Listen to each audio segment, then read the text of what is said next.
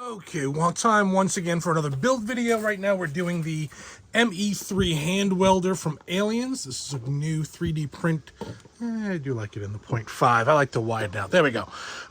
New 3D print available in the store. This is with a nice stand. It's the welder unit. You see all through the movie Aliens, they're constantly sealing doors and holding off bulkheads with this awesome tool. This is a really simple kit. Really fun build with a nice stand for displaying. Goes right in here. Let me show you what you get with this kit. So you get the 3 parts for the stand, or 4 parts really for the stand. The back, the base, little arm that actually holds the tip of the welder, and the little name plate. Very simple. This guy I just wedged in there. It's tight enough tolerances. It doesn't need glue, but you can glue it in if you want. This guy just glues to the back here. Again, I'm using super glue for all my stuff with a zip kicker to lock it in place. You don't really need, but you can do it. So this guy just glues to the back of here. And this guy, there's a little slight notch here, goes in there. For painting these guys, I did these flat black. You know, normally with my kits you don't need to paint, but this I felt like it needed paint. So painted it, and then I sprayed some gray. I did flat black. Then I used some gray spray paint that I literally sprayed on the table, and then used a paper towel, dipped it in there, and then just kind of sponged it on just to make it look dirty. For this guy here, just painted it black, went in with the yellow. I didn't wait for it to dry because I'm an idiot, which made a mess, and then I went around it with black just to seal it up. If you let it dry between coats, it'll come out looking a lot better.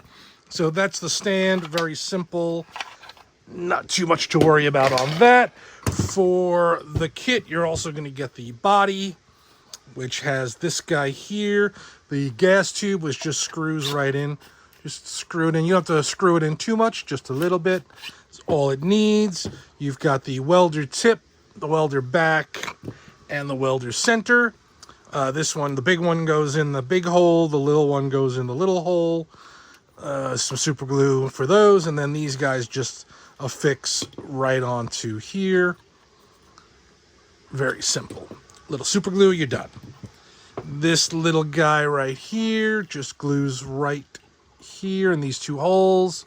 Boom, boom. And you've got that guy on there. Very simple.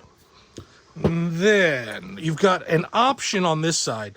So there were a couple of different welders used in the film. There's one that had the belt clip on it that they use for the scenes where they really quickly pull it off the belt and use, but it didn't have that through anything else.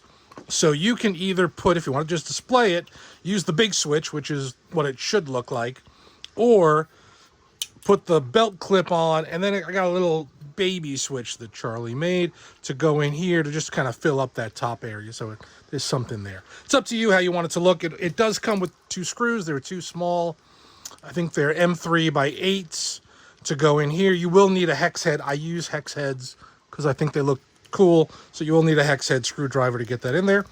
And then just glue the switch on there, or just glue this one in, depending on which way you want to go with it. Again, it's your option, depending on how you want to, if you're cosplaying with it or you want to do it. Again, I don't know how strong this clip is going to be, if you're really going to use it on your belt, but, you know, that's up to you.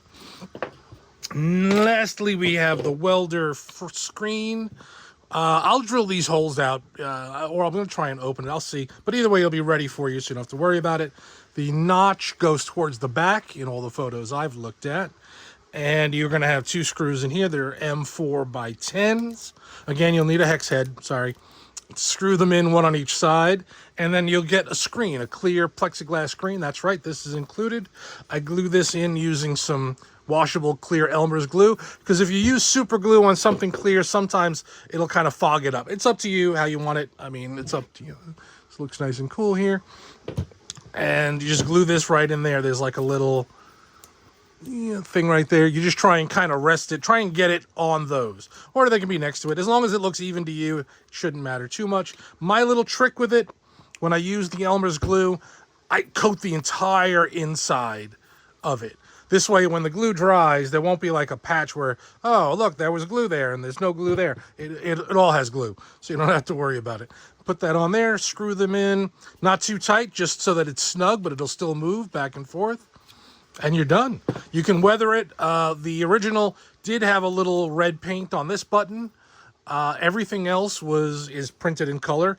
You can give it a little weathering and detailing and dirt and muck or whatever. But that's it. That's your kit. Very simple. A lot of fun. Really easy to use. You can run around. I mean, this is all hollow. And with the tube, in theory, you could probably run a wire out and put a battery in here and probably make it work. But I'm not going to promise anything, and that'll be up to you guys to do and to show me how it worked. And we'll see. All right. Thank you, guys. Check it out in my eBay store. All right. Later.